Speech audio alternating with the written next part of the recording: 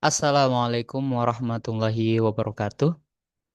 Perkenalkan, nama saya Dimas Qayyum Maulana, kelas AK 704. Izin Ibu, pada kesempatan kali ini saya akan memaparkan hasil dari pengerjaan UTS saya, mata kuliah analisis laporan keuangan dengan dosen matkul Ibu Bunga Anissa. Pada kesempatan kali ini saya akan membagi pembahasan menjadi 5 topik. Yang pertama ada pendahuluan, yang kedua ada apa yang dipelajari di analisis laporan keuangan, kemudian bagaimana menganalisis laporan keuangan, kemudian poin keempat adalah rasio-rasio dalam menganalisis laporan keuangan, dan yang terakhir adalah kesimpulan. Yang pertama adalah pendahuluan. Apa itu analisis laporan keuangan? Analisis laporan keuangan adalah aktivitas yang dilakukan untuk mengidentifikasi, menilai, mengolah, hingga membandingkan informasi yang terdapat dalam sebuah laporan keuangan. Nah, tujuan dari analisis laporan keuangan sendiri itu ada beberapa. Yang pertama ada screening atau penyaringan atau seleksi awal, di mana screening ini dilakukan untuk menyaring perusahaan berdasarkan kriteria tertentu. Dengan analisis laporan keuangan, proses screening ini menjadi lebih objektif dan tidak hanya mengandalkan dari opini. Kemudian yang kedua ada understanding atau pemahaman, di mana understanding ini membantu penggunaan laporan keuangan, membantu pengguna laporan keuangan seperti investor atau manajemen memahami bagaimana perusahaan bekerja dan apa yang memengaruhi kinerjanya. Kemudian yang ketiga ada forecasting, peramalan atau prediksi, di mana dengan analisis laporan keuangan, proses pengambilan keputusan jangka panjang, misalnya untuk ekspansi, investasi, atau penilaian risiko, itu dapat diketahui dengan baik dengan memprediksi kondisi masa depan dari perusahaan tersebut, seperti memprediksi bagaimana proyeksi penjualannya, bagaimana laba masa depannya, perkiraan arus kas, dan kemampuan perusahaan bertahan atau berkembang. Kemudian yang keempat adalah diagnosis atau identifikasi masalah. Nah, analisis laporan keuangan ini digunakan untuk mendeteksi masalah, misalnya penurunan laba yang dialami perusahaan, tingginya beban bunga, ketergantungan pada hutang, efisiensi operasi yang berkurang, dan masalah likuiditas. Kemudian diagnosis ini membantu manajemen mengetahui bagaimana bagian mana yang perlu diperbaiki dan bagaimana strategi perbaikan yang bisa dilakukan. Kemudian yang terakhir adalah evaluasi. Analisis laporan keuangan ini digunakan untuk menilai kinerja perusahaan secara keseluruhan, di mana hasil dari penilaian atau evaluasi ini digunakan untuk menentukan keputusan operasional dan finansial di masa berikutnya. Kemudian poin kedua adalah apa yang dipelajari dalam analisis laporan keuangan. Analisis laporan keuangan mempelajari cara memahami, mengolah, dan mengevaluasi laporan keuangan suatu perusahaan. Untuk mengetahui yang pertama adalah posisi dan struktur keuangan perusahaan, seperti neraca, laporan laba rugi, arus kas, dan perubahan ekuitas dari perusahaan tersebut. Tujuannya adalah untuk mengetahui seberapa kuat posisi keuangan perusahaan, bagaimana perusahaan didanai, dan seberapa liquid atau solvable perusahaan tersebut. Kemudian yang kedua adalah kita mempelajari kinerja operasional perusahaan tersebut, termasuk profitabilitasnya bagaimana, likuiditasnya bagaimana, solvabilitasnya bagaimana, dan aktivitasnya seperti apa. Ini dipelajari untuk menilai keberhasilan operasi, mengetahui apakah perusahaan efisien dalam menggunakan aset untuk memperoleh pendapatan, dan mengukur bagaimana profitabilitas dari perusahaan tersebut. Kemudian yang ketiga, kita mempelajari kemampuan menghasilkan dan mengelola kas. Dipelajari melalui laporan arus kas yang mencakup arus kas operasi, arus kas investasi, dan arus kas pendanaan. Tujuannya adalah untuk memahami kualitas laba, apakah didukung dengan kas yang kuat, kemampuan membayar utang dan dividen, dan kemampuan melakukan ekspansi. Yang keempat, analisis laporan keuangan juga digunakan untuk menilai risiko dan prospek masa depan dari perusahaan tersebut. Hal ini penting untuk melihat apakah perusahaan memiliki kesehatan keuangan yang baik dan bagaimana potensi pertumbuhannya ke depan. Karena analisis laporan keuangan juga mempelajari risiko kebangkrutan, stabilitas pendapatan, kecukupan modal kerja, prospek pertumbuhan jangka panjang dari suatu perusahaan.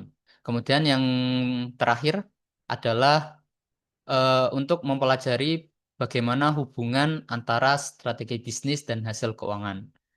Analisis laporan keuangan tidak hanya melihat angka, tetapi juga menghubungkan strategi perusahaan dengan kinerja keuangan dan mengidentifikasi kekuatan dan kelemahan operasional, di mana ini nanti menjadi pendukung untuk mengambil keputusan yang penting, baik oleh manajemen, investor, maupun dari kreditor itu sendiri. Selanjutnya adalah bagaimana menganalisis sebuah laporan keuangan. Analisis laporan keuangan dilakukan melalui beberapa tahapan berikut. Yang pertama adalah mengumpulkan dan memahami laporan keuangan. Kita harus memahami dan membaca seluruh laporan keuangan seperti neraca, laba rugi, arus kas, perubahan ekui- ekuitas, dan menganalisis bagaimana catatan atas laporan keuangan dari suatu perusahaan. Tanpa memahami laporan-laporan tersebut, analisis lanjutan tidak bisa dilakukan. Kemudian yang kedua adalah melakukan analisis perbandingan atau horizontal analysis, yaitu dengan membandingkan data keuangan perusahaan tahun-tahun sebelumnya atau triwulan-triwulan sebelumnya. Tujuannya adalah untuk melihat perkembangan perusahaan dari tahun ke tahun, dari waktu ke waktu, apakah mengalami pertumbuhan atau malah kemunduran, serta mengidentifikasi pola penjualan aset, hutang, dan laba. Kemudian yang ketiga adalah analisis presentasi umum atau vertical atau Comenses. Analisis ini dilakukan dengan mengubah setiap angka menjadi persentase, mulai dari total aset untuk neraca maupun penjualan untuk laba rugi. Kemudian persentase ini nanti digunakan untuk membandingkan beberapa perusahaan yang berbeda ukuran dan mengetahui struktur biaya dan aset dari suatu perusahaan tersebut. Kemudian yang keempat adalah analisis rasio keuangan, seperti likuiditas atau bagaimana perusahaan mampu memenuhi kewajiban jangka pendeknya, profitabilitas, bagaimana perusahaan tersebut menghasilkan laba, solvabilitas, bagaimana perusahaan tersebut memenuhi kewajiban jangka panjangnya, dan aktivitas, bagaimana seberapa efisien perusahaan tersebut menggunakan aset untuk memperoleh pendapatannya. Rasio-rasio inilah yang akan memberikan gambaran lebih dalam tentang kesehatan dari suatu perusahaan. Kemudian yang kelima, dalam menganalisis sebuah laporan keuangan, kita harus menganalisis juga laporan arus kasnya dan kualitas labanya bagaimana. Hal ini dilakukan untuk menilai apakah laba yang dihasilkan benar-benar didukung oleh kas dan apakah perusahaan mampu membiayai operasi secara mandiri. Karena arus kas ini sangat penting untuk mengevaluasi kemampuan membayar kewajiban dari suatu perusahaan. Yang terakhir adalah menginterpretasikan dan menarik kesimpulan. Setelah semua analisis berhasil dilakukan, dapat ditarik kesimpulan mengenai bagaimana likuiditas perusahaan tersebut, bagaimana solvabilitasnya, bagaimana profitabilitasnya, bagaimana efisiensinya, bagaimana pertumbuhannya, dan apa resiko-resiko dalam perusahaan tersebut. Nanti kemudian dari kesimpulan ini menjadi dasar keputusan investasi, kredit, ataupun manajerial. Kemudian yang keempat adalah rasio-rasio dalam menganalisis laporan keuangan. Ada 4 rasio yang akan saya bahas. Yang pertama adalah rasio likuiditas, yaitu bagaimana perusahaan mampu memenuhi kewajiban jangka pendeknya dengan melihat aktivitas lancar perusahaan relatif terhadap utang lancarnya. Rasio likuiditas ini dibagi lagi menjadi 3 rasio. Yang pertama ada current ratio, di mana membandingkan aset lancar terhadap kewajiban lancarnya. Rasio ini menunjukkan sejauh mana aktivitas lancar memenuhi kewajiban lancarnya. Semakin besar rasio ini, maka semakin tinggi kemampuan perusahaan untuk menutupi kewajiban jangka pendeknya. Rasio lancar ini lebih aman jika nilainya yang dihasilkan dalam perbandingan tadi itu di atas 1. Kemudian ada quick ratio, yaitu rasio yang menunjukkan kemampuan perusahaan dalam memenuhi atau membayar utang lancarnya dengan aktivitas lancar tanpa memperhitungkan nilai persediaan.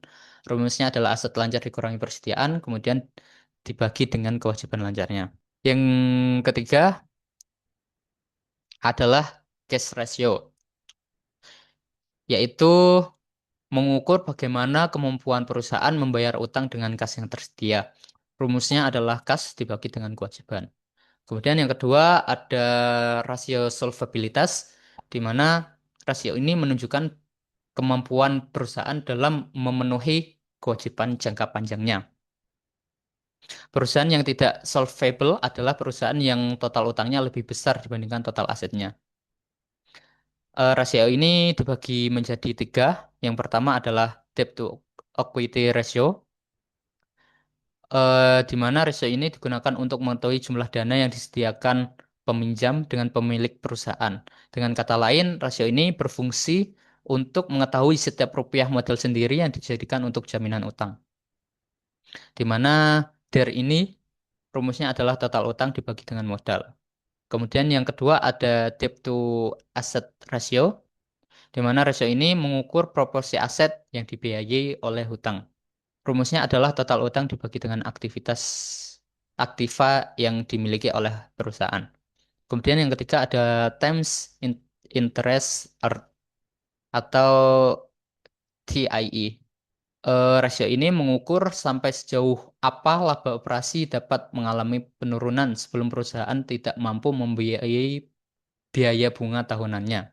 Rasio ini menilai kemampuan membayar bunga dari laba operasi. Rumusnya adalah EBIT dibagi dengan beban bunga. Kemudian selanjutnya ada rasio profitabilitas, di mana rasio ini mengukur kemampuan perusahaan untuk menghasilkan laba. Rasio probabilitas ini dibagi lagi menjadi 4. Yang pertama adalah ada gross profit margin yang digunakan untuk menilai efisiensi harga pokok dengan membagi laba kotor dibagi dengan penjualan bersih. Kemudian yang kedua ada net profit margin yang digunakan untuk menilai efektivitas operasi keseluruhan dengan rumus laba bersih dibagi dengan penjualan. Yang ketiga ada return on asset atau ROA, di mana laba bersih dibagi dengan total aset. Rasio ini digunakan untuk menilai efektivitas penggunaan aset. Kemudian yang terakhir ada return on equity untuk menilai tingkat keuntungan bagi pemilik dengan rumus laba bersih dibagi dengan ekuitas. Kemudian yang terakhir ada rasio aktivitas, di mana rasio ini digunakan untuk mengukur seberapa efektif aset digunakan untuk menghasilkan pendapatan.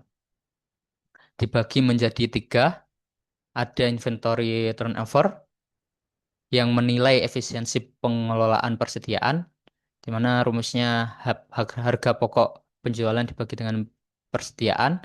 Yang kedua ada receivable turnover yang menilai efektivitas penagihan. Rumusnya adalah penjualan kredit dibagi dengan piutang usaha. Kemudian yang terakhir ada total asset turnover, yaitu menilai kemampuan aset menghasilkan penjualan.